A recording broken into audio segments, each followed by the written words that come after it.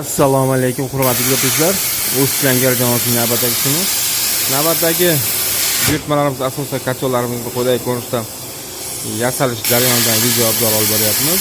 Ayni damda plazmariyazdan sapok kacholimizni kesilish jarayoni haqida video ma'lumot beryapmiz.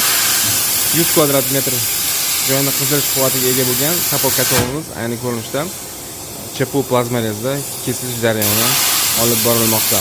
Hurmatli kuzatuvchilar, albatta har qanday kattaroq ustaxonada quyidagi ko'rinishdagi qurilmaga ega bo'linsa, ancha ish sifati, ish tezligi oshadi.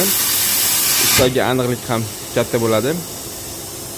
Quyidagi plazma apparatimiz biz tomonidan 3 yil oldin xarid qilingan. Bizgacha bu apparat oldin ham kimnidir xizmatini qilgan. Biz ishlagan holatda xarid qilganmiz ayni apparatimizni.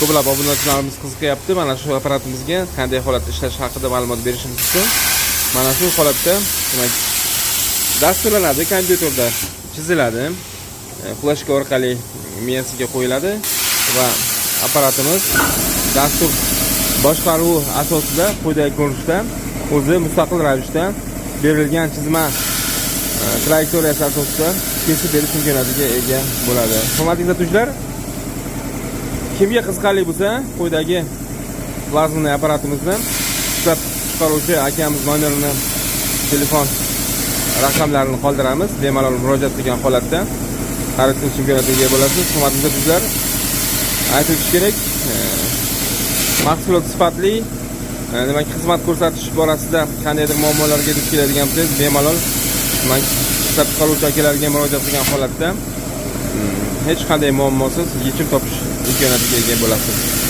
Sog' bo'ling, salomat bo'ling. Keyingi videolarda sizga omon bo'ling.